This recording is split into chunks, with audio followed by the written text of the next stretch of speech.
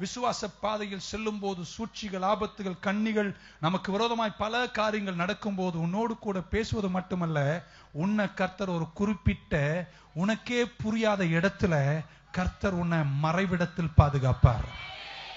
இங்கிலீஷ்ல சொன்னா நல்லா இருக்கும். God keeps you in his secret place, which is a most unlikely place. ஆமென். விளக்கி சொல்லுகிறேன், நீங்கள் புரிந்து கொள்வீர்கள். மோசே பிறந்தான். மோசே எபிரேய குழந்தை, மோசே யூத குழந்தை. ஆனால் சூழ்நிலைகள் வாழ்க்கையில வந்தபோது மோசே எங்கே தெரியுமா வளர்க்கப்படுகிறான்? பரவோனின் அரமனையிலே.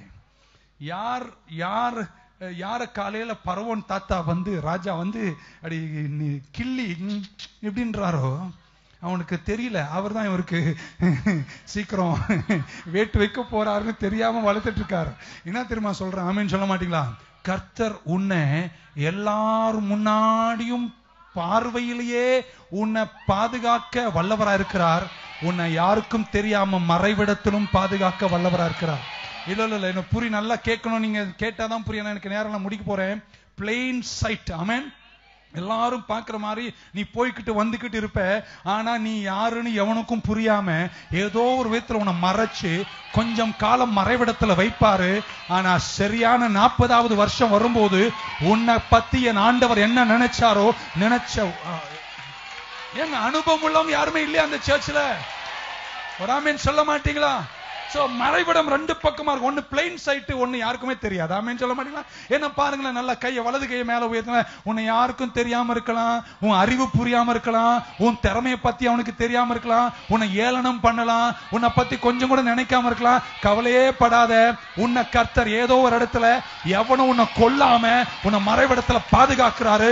ஆனா கொஞ்சம் தூரத்துல உன்னை கர்த்தர் வெளியே கொண்டு வரும்போது அவர் உன் சத்துருக்களுக்கு முன்பாக ஒரு பந்தி ஒன்றை ஆயத்தம் பண்ணும்போது உன் பாத்திரம் நிரம்பி. நல்லவர் ஆமென் சொல்லுங்க பார்க்கலாம். ஹல்லேலூயா. மோசே அரமனையிலே வளர்க்கப்பட்டான். பிளெயின் சைட்ல எல்லாரும் பார்க்கிற மாதிரி. அவர் ஒன்னும் ஒளிஞ்சு மறைஞ்செல்லாம் இல்ல. எல்லாரும் முன்னாடி அவர் ஃபுட்பால் விளையாட்டு இருக்காரு. ஆமென். ஆனா நாளைக்கு அவர் தான் இவரை உதைக்க போறாருன்னு தெரியாம வளர்க்கிறாங்க. காட் இன் பிளெயின் சைட். என்ன பார்க்கிற நியூ லைஃப் சர்ச் விசுவாசிகளை உங்களை பார்த்து இப்படி சொல்ல விரும்புறேன். உங்களை நிறைய பேரை இன்னைக்கு ஒருவேளை யாருக்கும் தெரியல, ஆவடியில போற வர சும்மா எல்லாம் ஆண்டவர் உன்னை இட்லி சாப்பிட்டு சாவறதுக்கு உண்டாக்கல. உன்னை பத்தி ஆண்டவர் உலக தோற்றத்திற்கு முன்பாகவே நோக்கங்களை வச்சாரு. இன்னைக்கு மறைவிடம், இன்னைக்கு சீக்ரெட் பிளேஸ். இன்னைக்கு உன்னை யாருக்கும் தெரியல. இன்னைக்கும் அறிவு அவனுக்கு தெரியாது. உனக்குள்ள பயங்கரமான திறமையெல்லாம் இருக்கு. நிறைய பேருக்கு அது இன்னும் புரியல. பெரிய பிரசங்கியாரெல்லாம் உட்காந்துருங்க, யாருக்கும் தெரிய மாட்டேங்கிறது. ஏன்னா இப்ப மறைவிடம். ஆனா கொஞ்ச நாள் அமைதி அங்கே இரு.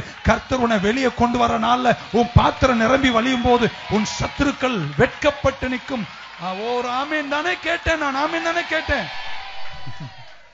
யோசேப் ஆமீன். பழைய ஏற்பாட்டுல ஜோசப் ஆமீன் சகோதரர்லாம் சேர்ந்து விரோதம் கூடுகிறார்கள். ஆமீன் சொல்ல மாட்டீங்களா? ஒரு டிரெஸ் கொடுத்தோம்னா போறாம சகோதரங்களுக்கு, மூத்த சகோதரங்களுக்கு. ஏனோ சகோதரர்கள் இப்படி இருக்காங்க எனக்கு தெரியாது. ஆனா யோசேப்பின் சகோதரர்கள் ரொம்ப போராமப்படுறாங்க. ஆண்டவர் பாருங்க யோசேப்பின் வாழ்க்கையில வேதனைகளை அனுப்புகிறார். ஆமென். சொக்கா கிழிக்கப்படுகிறது, கொல்ல நினைக்கிறார்கள், கர்த்தர் தப்ப வைக்கிறார். அதுக்கப்புறம் குழியில போடுறாங்க, இஸ்மவேலிற்கு வித்து போடுகிறார். கொள்ளு தாத்தா செஞ்ச தப்பின் சந்ததியை கொண்டு யோசேப்பை விடுவிக்கிறார். போத்திபார் வீட்டுல கர்த்தர் மறைக்கிறார். அங்கே கர்த்தர் ஆயத்தம் பண்ணுகிறார். யோசேப்பை யாருக்காவது தெரியுமா? சொல்லுங்களேன், தெரியுமா? தெரியார். கர்த்தர் மறைவிடத்தில் உருவாக்குகிறார். அங்கிருந்து செய்யாத தப்புக்கு சிறைக்கு போகிறான். யாருக்காவது யோசேப்பு தெரியுமா? தெரியார். ஆனா 13 வருஷங்கள் மறைவிடத்தில் பாதுகாக்கிறாரு. எந்த தீங்கும் வராமல் பாதுகாக்கிறாரு. கொல்ல நினைச்சவங்க கொல்லாம சூழ்ச்சிகளுக்கு பாதுகாக்கிறாரு. குழியில போடும்போது தலை பாறைக்கல் அடிச்சு செத்து போயிருக்கலாம். ஆனா கர்த்தர் குஷன் போட்டு இறக்குறாரு. ஆமென் சொல்ல மாட்டீங்களா? நீங்க இருக்கிற நிறைய பேர் என்னைக்கே செத்து தொலைஞ்சிருப்பீங்க. ஆனா உன்னை ஏன் தெரியுமா பாதுகாத்தாரு? ஒரு மறைவிடத்துல துன்பமா இருந்தாலும் கஷ்டமா இருந்தாலும் உன்னை ஒரு மறைவிடத்துல வைக்கிறார். எதற்கு தெரியுமா? சீக்கிரம் ஒரு நாள் உன்னை குறித்து ஆண்டவர் கண்ட கனவு. உன்னை எங்க வைக்கணும், என்ன அழகு பார்க்கணும், என்ன மலை உச்சி, எந்த உயரம், எந்த செல்வ மகத்துவம் என்று அவர் நினைச்சாரோ அந்த உயரத்தில் உன்னை கொண்டு போகிறான். இன்றைக்கு இந்த மறைவிடம் கலங்காதே. Today you are in the secret place. இப்படி சொன்னா நீங்க நல்லா புரிஞ்சுப்பீங்க. என்ன பாக்குறீங்க? ஆமென் சொல்லுங்க பார்க்கலாம். ஜோசப் சகோதரர்கள் கையில தப்ப வைக்கிறார். இவனுங்க கூட இவன் இருந்தான்னா இவனை இவங்க கொன்னுடுவானுங்க. முதல் வாட்டி தப்பிச்சிட்டான், ரெண்டாவது முறை மாட்டினா, இந்த முறை ஒருத்தன் கல் அடிச்சு கொன்னுடுவான். இவர் தெரியும் சகோதரங்க அவ்வளவு எரிச்சல் மேல.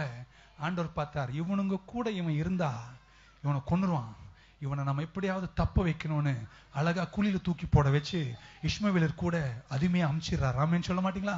உன்னை அங்கங்க தள்ளுறாங்க, வேற எங்கேயோ போயிட்டேன் எல்லாம் பயப்படாத. யார் கைக்கோ உன்னை தப்ப வைக்கிறாரு.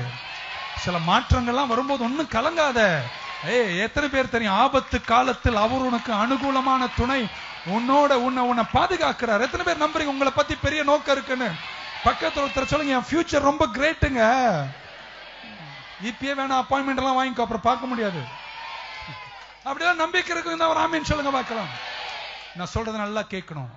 ஒரு நாள் காலம் கலந்து போயிடுச்சு, 13 வருஷம் ஆயிடுச்சு. ஆனா ஒரே ராத்திரில ஜோசப் பிரைம் மினிஸ்டர் ஆயிட்டாரு. நான் சொல்றேன் நல்லா கேட்கணும், ஆழமா சிந்திக்கணும். இப்போ எந்த சகோதரர்கள் அன்னைக்கு இவனை முடிப்பதற்கு பவர் இருந்துச்சோ, பலன் இருந்துச்சோ, திறமை இருந்துச்சோ, சூழல் இருந்துச்சோ, இன்னைக்கு கர்த்தர் மறைவிடத்தில் யோசேப்பை பாதுகாத்த பின்னாடி சகோதரர்கள் வந்தார்கள். ஆனா அவன் கிட்ட கூட நெருங்குற பவர் இல்லாம கர்த்தர் பல்ல புடுங்கிறார். கைய கொஞ்சம் மேல உயர்த்துவியா? உன்னை முடிக்க நினைச்சவங்களை பத்தி கவலைப்படாத. இன்னும் உயிரோடு இருக்கிறியா? உன்னை மறைவிடத்துல கர்த்தர் பாதுகாக்கிறார். கொஞ்சம் தூரத்துல உன்னை முடிக்க நினைச்சவங்க உன்னை சந்திக்கிற நாள் வரும்போது நீ உயரத்தில் இருப்ப, அவங்க கீழே இருப்பாங்க. உன்னுடைய தலைமயிரை கூட தொடுவதற்கு பலனற்றவர்களாய் போவார்கள். ஆனா உன்னை குறித்த தேவ நோக்கங்கள் கர்த்தர் நிறைவேற்றி முடிப்பார். கையை தட்டியோ உயர்த்தியோ ஆமென் சொல்ல கடவர்கள். God has a secret place for you. பக்கத்துல சொல்லுங்க, நான் இப்ப மறைவிடத்துல தான் இருக்கிறேன் அப்படின்னு. By the time your enemy shows up next time, பாட்டி நம்மளை கடிச்சா, பல்லில்லாத பாட்டி நம்மளை கடிச்சா எனக்கெல்லாம் ரொம்ப சந்தோஷமா தூங்கிடுவேன். அது மசாஜ் மாதிரி இருக்கும். பாட்டி கோச்சிக்காதீங்க, அவர் நிறைய பல்லு இருக்குமா, ஏமா அவங்கள போய் தூண்டி விடுறேன். But when a party has no teeth, சரி பாட்டி விட்டுற, when a tata has no teeth and he is biting my hands, I would have a wonderful sleep because that is good massage for me. The next time, கரங்களை உயர்த்துவீங்களா? இங்கிலீஷ்ல சொல்லிறேன், அப்புறம் தமிழ்ல. The next time உன்னை முடிக்க நினைச்ச your enemies, when they show up before you, they will have no power to come near you because now you are in the secret place. But when God brings you out, you will be who my God wanted you to be. Come on, somebody shout amen to the Lord. எல்லாம் முடிஞ்சு நீ உயர்த்தப்படுகிற அந்த நாள் வரும்போது, இன்னைக்கு மறைவிடமான என்னைக்கு மறைவிடம் அல்ல, உன்னை வெளியே கொண்டு வரும்போது உன் சத்துருக்களுக்கும் கிட்ட கூட நெருங்குற வல்லம் இல்லாம அவனுங்களை ஆண்டி பண்டாரங்களா சுத்த விடுவார் என் ஆண்டவர். நான் ஜெயிப்பேன்னு சொல்ற யாரா அந்த மறைவிடத்தில் இருக்கிறவங்க சந்தோஷமா கையை தட்டி ஆனந்தமா கர்த்தரை நடத்தினார். நெருக்கத்திலே கர்த்தரை நோக்கி கதறி கூப்பிட்டேன், நெருங்கி வந்து குரலை கேட்டு உதவி செய்தவர். ஆபத்து காலத்தில் உனக்கு அனுகூலமான துணையா இருக்கிறார். பக்க சொல்லுங்க, என் ஸ்டோரி அவர் தான் எழுதுறாரு அப்படின்னு. சிலர் அது கூட சொல்லவே இல்லை, அதுல ஒரு டூப்ளிகேட். பக்கத்துல என் ஸ்டோரி அவர் தான் எழுதுறாரு. ஸ்டோரி அவர் எழுதுறாருன்னா நீ சொர்க்காப்பாளையத்துல எப்ப இருக்கணும், எத்தனை வருஷம் இருக்கணும்? அதற்கு பின்பு சிஸ்டர் லீலா அவர்கள் அங்க இருந்து புறப்பட்டு கதை எழுதுறாரு. ஆமென் சொல்ல மாட்டலாம். அவர் அங்க எழுதுறாரோ அதுதான் இங்க நடக்கும். ஆமென் சொல்ல மாட்டேன். எத்தனை பேர் நம்புறீங்க உன் கதை அவள் எழுதுறாருன்னு? பக்கத்துல தட்டி சொல்லு, என் வாழ்க்கை கதையில ஒருத்தர் இருக்கிறாருங்க, அவர் இருக்கிற வரைக்கும் கிளைமேக்ஸ் எண்டு முடிவு எவனும் நிர்ணயிக்க முடியாது. ஆண்டவர் முடிக்காம உன்னை எவனும் முடிக்க முடியாது. ஆண்டவர் கதையை முடிச்சாதான் உன் கதை முடியும். Your story, God is in your story. God is in your story. Somebody shout amen. Hey! ஆமென் சொல்ல. எனக்கு ப்ரிப்பேர் பண்ண மெசேஜுங்க எல்லாமே எனக்கு ப்ரிப்பேர் பண்ணி நான் சாப்பிட்டுட்டு மிச்சம் தான் உங்களுக்கு கொடுப்பேன். என்ன இருந்தாலும் எங்க அம்மா எல்லாம் எப்படின்னா, எங்க அம்மா ஆமென் சொல்ல மாட்டீங்களா, நாங்க சாப்பிட்டு கொஞ்சம் மிச்சம் வச்சாலும் அம்மா பரவாயில்ல நான் தின்னு.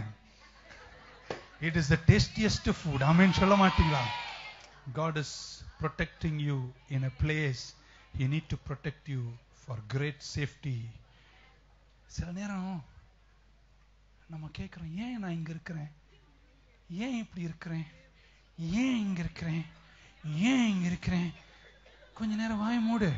உன்னை மறைவிடத்துல வச்சிருக்காரு. நீ வேற எங்கேயா இருந்தா உன்னை எவனா கொன்னுடுவான். இங்க இருக்கிறனாலதான் உன்னை பாதுகாத்து வச்சுக்கிறாரு ஒழுங்கா. சிலரு இவனை போய் கட்டணும், இவனை போய் கட்டணும், வேற எவன்ட்டா மாட்டிருந்தா என்னைக்கு கொண்டு இருப்பான் உன்னை. நல்ல வேலை அவன் கூட இருக்க, நீ யாராமேன்னு சொல்லி தொலை. Sometimes the husband that you hate is your secret place. அவர் அப்படி இப்படி இருந்தாலும் அம்மையாரே உன்மேல் அன்பு கொண்டு பாதுகாக்கிறார். He is your கோட்டை today. Stay there for some more time. Kadavur அவரை கழட்டுற வரைக்கும் நீ கழட்டிராத, ரொம்ப கஷ்டமாயிடும். ஏன் என்ன முறைச்சு பாத்தீங்க? இதுக்கு மறைவிடம் கர்த்தர் தருகிறார். சில நேரம் நம்ம கேட்கலாம், ஏன் என்னை இங்க வச்சிருக்கீங்க? நானே ஒரு 24 வருஷம் முன்னாடி இந்த ஊழியத்துக்கு துவக்கத்துல வரும்போது, அப்போ சின்ன பையங்க, இப்பவும் சின்ன பையன். ஓகே. அப்போ என்ன ஒரு பாஸ்டர் கூப்பிட்டார் மீட்டிங்க்கு. வந்து நான் பாட்டுன்னு வீட்டுல படுத்து கிடக்கேன். என்ன வந்து தொந்தரவு பண்ணி மீட்டிங்க்கு வா மீட்டிங் வான்னு டேட் வாங்கினாருங்க. ஏன்னா சின்ன பையனா, நமக்கு வேற பயம், இந்த மீடெல்லாம் அப்படி பேசலாம் தெரியாது. இப்பெல்லாம் கூப்பிடுங்க வரேன், ஆனா இருங்க. சோ வரேன்னு சரி கஷ்டப்பட்டு டேட் கொடுத்துட்டேன். என்ன தெரியுமா என்கிட்ட சொன்னாரு? அமைச்சர் வருவார். யார் வருவார்? முனிசிபல் கமிஷனர் வருவார், கவுன்சிலர் வருவார், ஊர் தலைவர் வருவார், இவரு வருவாரு, 2000 பேர் வருவாங்க. செம்ம ரீல் விட்டாங்க இருந்தாலும் என்கிட்ட. நானா நைட் எல்லாம் பைபிளை படிச்சு, அமைச்சர் வருவார், கவுன்சிலர் வருவார், நான் இப்படி பேசுவேன் அப்படி பேசுவேன், கண்ணாடியில பயங்கரமா வேர்ல்டு கிளாஸ் பிரசங்கர் மாதிரி ப்ரிப்பேர் பண்ணிட்டு, நான் கார்லாம் எடுத்து ஓட்டக்கார நல்லா தொடச்சு, ஆமேன், எண்ணெய் எல்லாம் போட்டு பாலிஷ் பண்ணி, ஷூ பத்தனு பக்கத்து வீட்டுல கடன் வாங்கி போட்டு அவ்வளோ ஸ்டைலா போனேங்க. மீட்டிங்க்கு போனா நான் போய் உட்கார்றேன். அமைச்சர் வரல, முனிசிபல் கவுன்சிலர் வரல, கவுன்சிலர் வரல, ஊர் தலைவர் வரல, 2000 பேர் வரல, 25 குழந்தை உட்கார்ந்து இருக்கு. நான் கேட்ட, ஆண்டவரே, I am a world class. தோ சகாயநாதன் பிரதர் சொன்னாரு, ஏசியாலேயே பிரபலமான போதகர். 20 குழந்தை உட்கார்ந்து காதை சொரிஞ்சிட்டு இருக்குங்க. நான் கேட்டேன், why did you bring me here? ஒன்னு வீட்டுல இருந்தாவது அட்லீஸ்ட் பிரிஸ்டீஜாவது இருந்தோம், யாருக்கு தெரிஞ்சிருக்காது. இப்ப எல்லாம் பார்த்தா மானமே போயிடும் என்று சொல்லி பல்ல கடிச்ச போது கர்த்தர் சொன்னார், இதுதான்டா அடுத்த ஆள ஊழியத்தின் மறைவிடம்.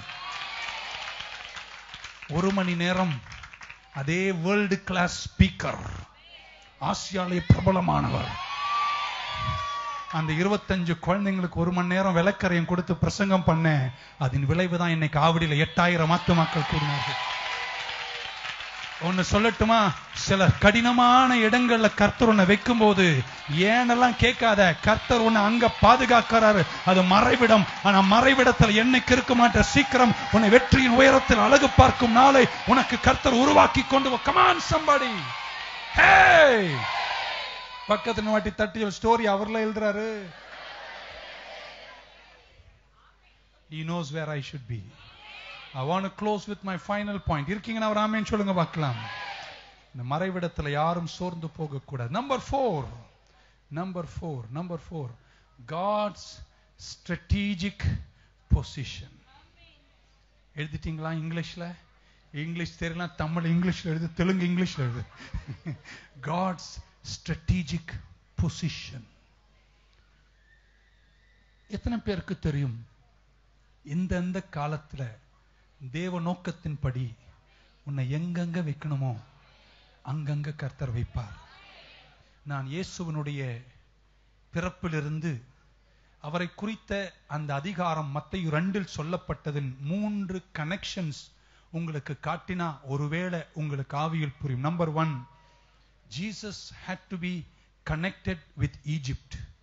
Number 1, எகிப்தோடு கூட இயேசுவுக்கு கனெக்ஷன் இருக்க வேண்டும். ஏனென்றால் வேதத்தின் முன்னுரை சொல்லியதை மத்தேயு 2 சொல்கிறார், my son has to be called out from Egypt. எகிப்திலிருந்து என் குமாரன் அழைக்கப்பட வேண்டும்.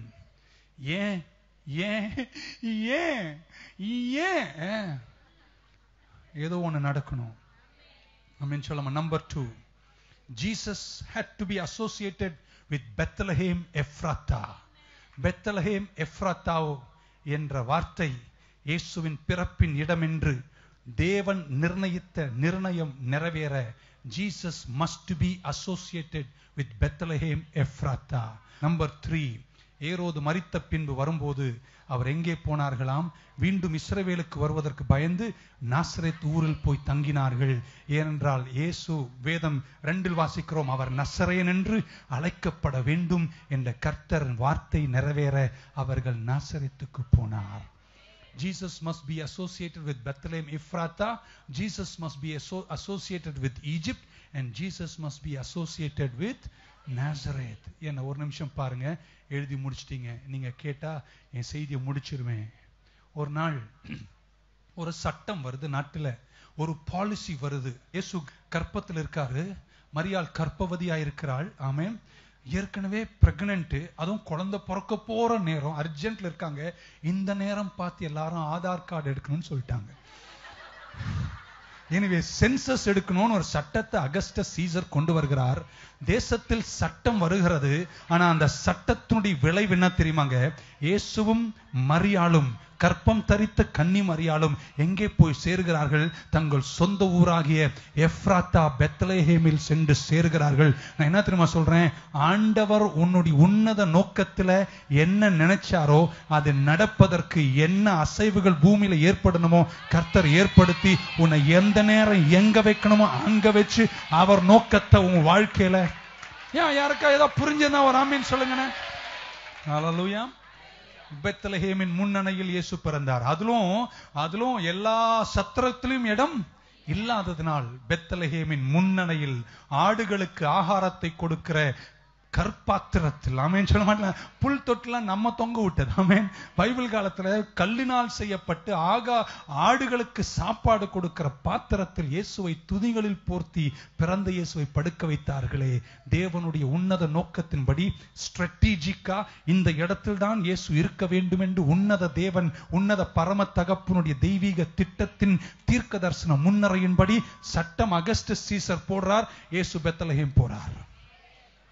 எது நடந்தாலும் அதுக்கும் உனக்கும் ஒரு கனெக்ஷன் கண்டிப்பா இருக்கும். நீ ஆண்டவர் பிள்ளையா இருந்தினா ஒரு ஆமென் சொல்ல மாட்டீங்களா? ரெண்டாவது, இப்போ எகிப்தில் இருந்த போது ஏரோது ராஜா இன்னொரு சட்டத்தை போடுறார். 2 வயசு குழந்தைங்கள்லாம் கீழே இருக்க மொத்த பேர் என்ன செய்யணும்? சாவடிக்கணும். அடுத்த சட்டத்தின் அசைவு. கர்த்தர் ராத்திரியில் சொப்பனத்தில் தோன்றி யோசேப்பை பார்த்து சொன்னார், உன் குழந்தை எடுத்துக்கொண்டு எகிப்திற்கு போ. ஆமென் சொல்ல மாட்டீங்களா? சட்டத்தை ஏரோது போடுறாரு. இயேசு எங்கே போய் சேர்கிறார்? எகிப்தில் சேர்கிறார். எதற்காக? தேவனுடைய உன்னத வார்த்தை நிறைவேறும், என் குமாரனை எகிப்திலிருந்து நான் அழைப்பேன் என்று கர்த்தருடைய ஸ்ட்ராட்டஜிக் பொசிஷனிங் ஆஃப் லொகேஷன் கர்த்தர் நிறைவேற்றுகிறார். ஆமென் சொல்ல மாட்டீங்களா? மூன்றாவதாக, காலங்கள் கடந்த பின்பு ஏரோது ராஜா மரித்து போய்விட்டார். மரித்தார் என்ற செய்தி கேட்டு யோசேப் தொடங்கி இஸ்ரவேலுக்கு வருகிறார். ஆனா வரும்போது ஏரோது மரிச்சிட்டார், ஆனா அவருடைய மகன் அர்க்கெலேயஸ் ஆட்சி செய்கிறார், அவனும் கொடியவனாய் இருப்பானோ என்று பயந்த யோசேப்பு அது நிமித்தம் எங்கே போனார்? நாசரேத்துக்கு போனார். எதற்காக நாசரேத்து போனார்? நாசரேத் ஊரானாகி இயேசு என்று அவர் அழைக்கப்பட வேண்டும் என்ற தேவனுடைய ஸ்ட்ராட்டஜிக் பொசிஷனிங். அவர் சொல்ல மாட்டீங்களா? இயேசுவை குறித்து என்னென்ன வார்த்தைகள், என்னென்ன திட்டங்கள் கர்த்தர் முன்னுரையாய் நினைச்சாரோ அத்தனையும் கர்த்தர் ஸ்ட்ராட்டஜிக்கா நடத்துறார். எனக்கு கவனமா கேட்டா உங்களுக்கு புரிய வச்சிருவேன். ஜோசப்புக்கு இங்கிலீஷ்ல சொன்னா he has no clue.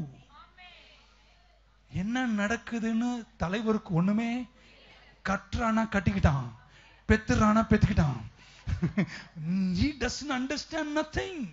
He is just an ordinary man, just getting some divine guidance and he is moving accordingly. அவனுக்கு எதுவுமே தெரியாது. ஆனா ஆண்டவர் இவன் கிட்ட போடான்னு சொன்னா போக மாட்டான். சிலர் அப்படிதான், எத்தனை பிரசங்கம் பண்ணாலும் ஒன்னும் புரியாது, உன்னை ஏதாவது ஒரு விதத்துல தள்ளினாதான் போய் சேருவ.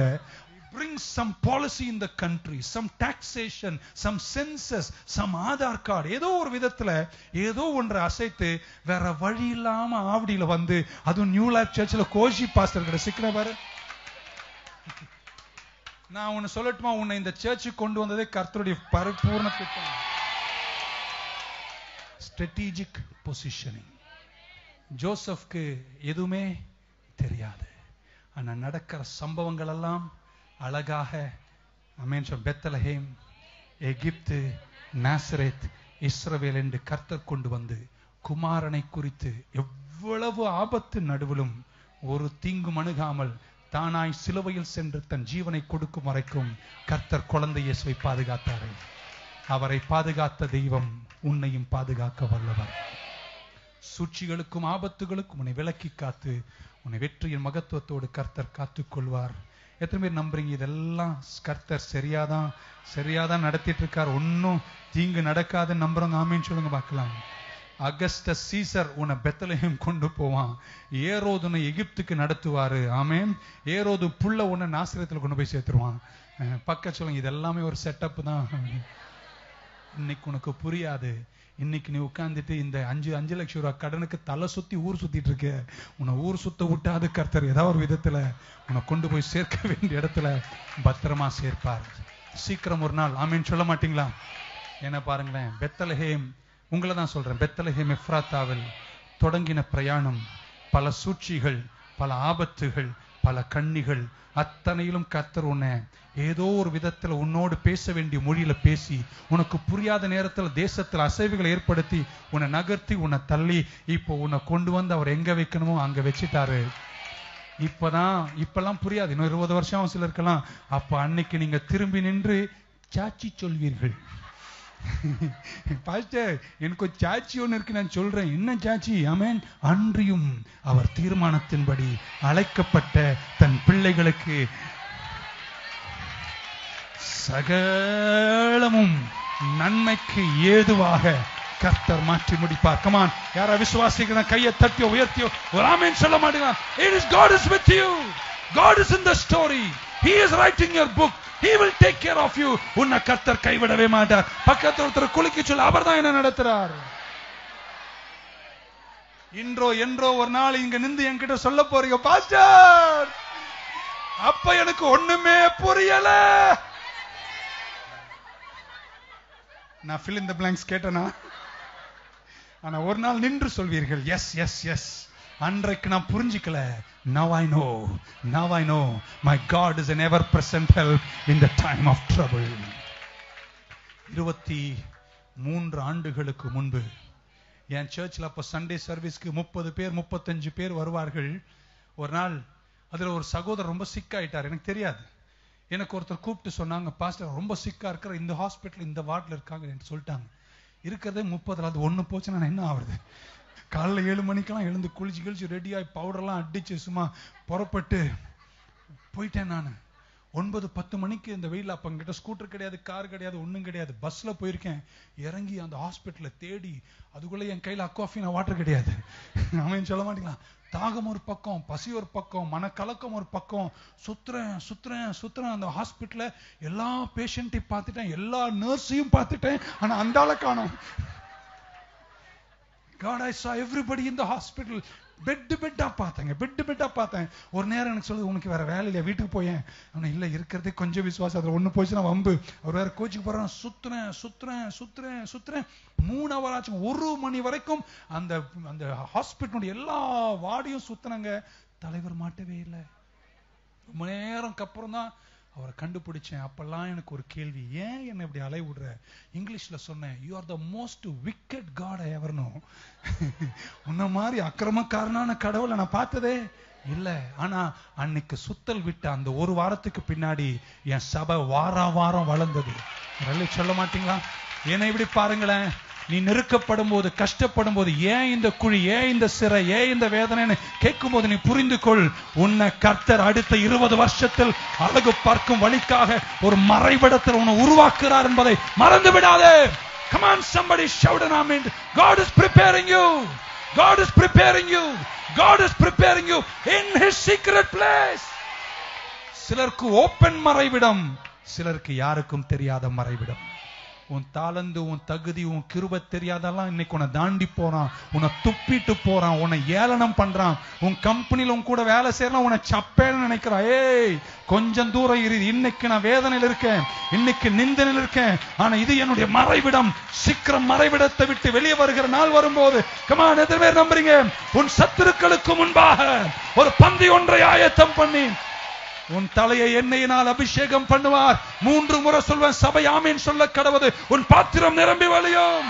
உன் பாத்திரம் நிரம்பி வழியும், உன் பாத்திரம் நிரம்பி வழியும்.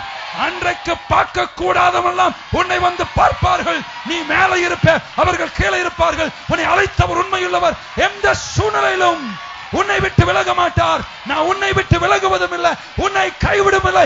God is the writer of your story. Don't be afraid. ஆமென் சொல்ல மாட்டீங்களா? அவர் தான் உன் கதை எழுதுறாருனா பக்க சொல்ல, அவர் முடிக்காம நீ என்ன முடிக்க முடியாது. அவர் எழுதி கதை முடிச்சு லாஸ்ட் பேஜ்ல அவர் எழுதுவார் the end. அன்னைக்கு நீங்க பாடுங்க, பரலோகமே எந்த மாதிரி பாடு, எனக்கு என்ன வேலை முடிஞ்சு போச்சு. பாடினா பாடாட்டின்னா, பெட்டி கருப்பா இருந்தான்னா என்ன, வெள்ளையா இருந்தா எனக்கு என்ன, பெட்டி தோல் மேல வச்சா எனக்கு என்ன, மண்ணை இப்படி கொட்டினா எனக்கு என்ன, இல்ல இப்படி கொட்டினா எத்தையாவது கொட்டி தொலைஞ்சு போயிட்டு.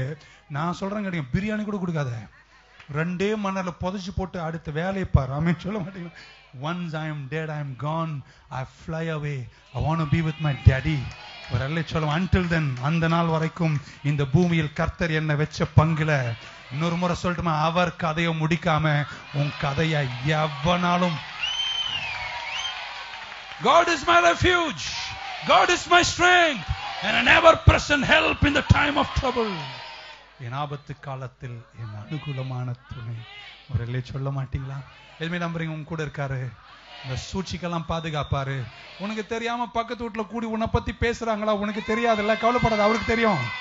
ஏதோ ஒரு பிரசங்கத்துல உனக்கு சொல்லுவாரு. அடுத்த முறை அவன் கண்ணில் படும்போது உனக்கு கர்த்தர் வெளிப்படுது, இவன் தான். சும்மா ஒரு ஜெபம் பண்ணி, கர்த்தாவே இந்த பண்டார பேயை நீ பார்த்துக்கோன்னு சொல்லிட்டு போ. உன்னை கர்த்தர் கைவிட மாட்டாரு. உனக்கு விரோதமாய் உருவாக்கப்படுகிற எந்த ஆயுதம் வாய்க்காமலே போகும். தேவைப்பட்ட அவன் வீட கூட மாத்தி, தேவைப்பட்ட அவன் அதே இடத்துல, தேவைப்பட்ட அவன் சத்துருக்களுக்கு நடுவுல அவன் கண்ணில் படாம உன்னை பாதுகாத்து, உன்னதமானவன் உயர் மறைவில் இருக்கிறவன் சர்வ வல்லவரின் நிழல் உன்னை பாதுகாப்பார். என் நாமத்தை நீ அறிக்கை செய்கிறபடினால் உன்னை நான் விடுவிப்பேன். உன்னை உயர்ந்த அடைக்கலத்துல வைக்கிற நாள் வரும்போது நீ ஒரு நாளும் குறைஞ்சு உடைஞ்சு போக மாட்டே. ஒரு அல்ல சொல்ல மாட்டீங்களா? Everything will fall in its place. இங்கிலீஷ்ல அது ரொம்ப அழகு, தமிழாக்க எனக்கு தெரியல. Everything will fall in its place at the right time. நம்ம ஒரு மொழி சொல்லலாம், எல்லாம் எனக்கு நல்லாதான் நடக்கும். சிலருக்கு ஏதாவது ஒண்ணு வந்துட்டா போதும், நம்ம சிஸ்டர் வந்துடும், உடனே வெள்ளை புடவை போட்டு, உனக்கா சிஸ்டர் அப்படியாச்சு, உனக்கா சிஸ்டர் அப்படியாச்சு, அவளை பார்த்து எனக்கு மட்டும் உனக்கும் தான். மனிதனுக்கு நேரிடும் சோதனை இல்லாமல் வேறொன்றும் எனக்கு நேரிட. உனக்கா பாஸ்டர், உனக்கா பாஸ்டர், எனக்கு இன்னைக்கு நாளைக்கு உனக்கு கிளம்பு. என்ன ஒருத்தர் என் ஸ்டோரி எழுதிட்டு இருக்காரு. தைரியமா இந்த வாழ்க்கையை நான் வாழ்ந்து முடிப்பேன்னு சொல்ற யாரா இருந்தா தலைக்கு மேல கையை தட்டி ஆமேன்னு சொல்லி, எவனுக்கும் பயப்படாத. நான் பயப்படேன். கையை தட்டும் போது 3 முறை சொல்ல, நான் பயப்படேன், நான் பயப்படேன், நான் பயப்படேன். I will not be afraid of man. What can man do to me?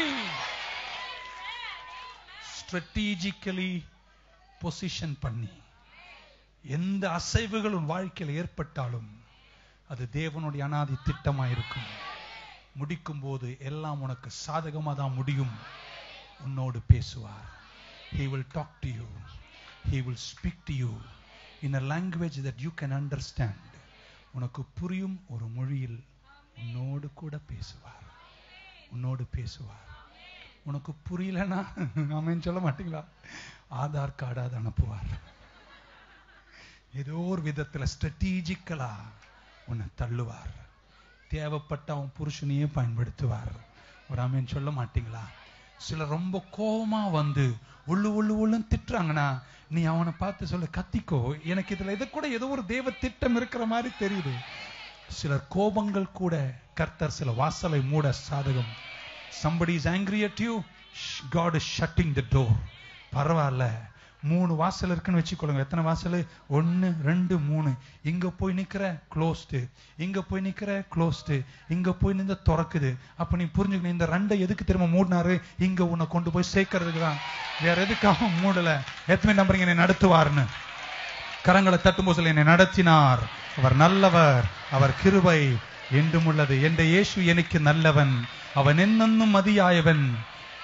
ആപത്തിൽ, രോഗത്തിൽ, വൻപ്രയാസങ്ങളിൽ മനമേ അവൻ മതിയായവൻ. എന്റെ ക്ലേശമെല്ലാം നീങ്ങിപ്പോയി, കണ്ണുനീരെല്ലാം തുടച്ചിടുമേ. ആമേൻ. എന്റെ വേദന സർവവും നീക്കി എന്നിൽ പുതുജീവൻ എനിക്ക് അവൻ തരും.